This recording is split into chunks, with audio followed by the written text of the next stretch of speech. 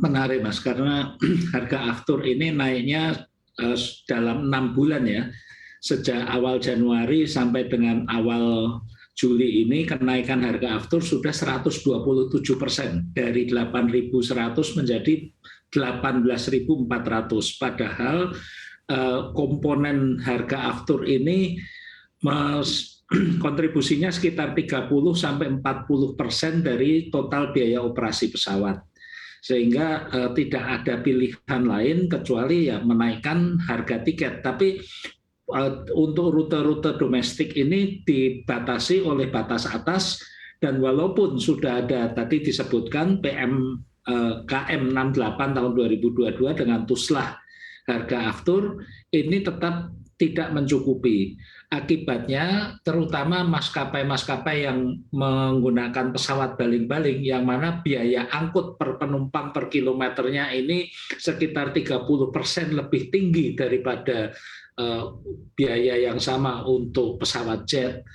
Mereka memilih menghentikan pelayanan karena kalaupun terbang terisi 100% mereka tetap rugi. Nah, yang disayangkan adalah rute baling-baling ini justru melayani daerah-daerah yang sangat membutuhkan pelayanan transportasi udara untuk mobilitas sehari-hari, terutama rute-rute perintis. Nah, rute perintis ini juga disubsidi oleh negara, tapi besaran subsidinya ini sudah diperhitungkan sejak pembahasan RAPBN 2022 yang dilakukan setahun yang lalu, bulan Juli tahun 2021, dengan asumsi harga aftur normal kalaupun naik misalnya 10-20%, tidak naik 127%. Nah, ketika kondisi seperti ini tidak mudah untuk pemerintah kemudian menambah subsidinya, sedangkan operator penerbangan juga tidak mampu menyerap kenaikan biaya aftur ini sehingga mereka memilih tidak terbang. Ini sangat besar dampaknya terhadap mobilitas warga terutama di Indonesia bagian timur yang infrastrukturnya belum memadai dan membutuhkan transportasi udara untuk mobilitas utama mereka. Demikian, Mas. Oke, baik. Dengan tingginya harga tiket pesawat begitu Pak Alvin, karena memang pengaruh dari harga aftur yang tinggi, apakah juga nantinya akan menjadi masyarakat akan memilih naik pesawat ataupun tidak memilih naik pesawat untuk perjalanan dengan harga tiket yang cukup tinggi? Iya, kita perlu memahami ya komposisi pemakai jasa penerbangan Indonesia. Dari statistik pra-pandemi, sekitar 70% pengguna transportasi udara ini adalah untuk kegiatan kedinasan dan bisnis. Jadi dibiayai oleh instansi atau dibiayai oleh perusahaan. Yang sisanya kurang dari 30% ini adalah atas biaya pribadi.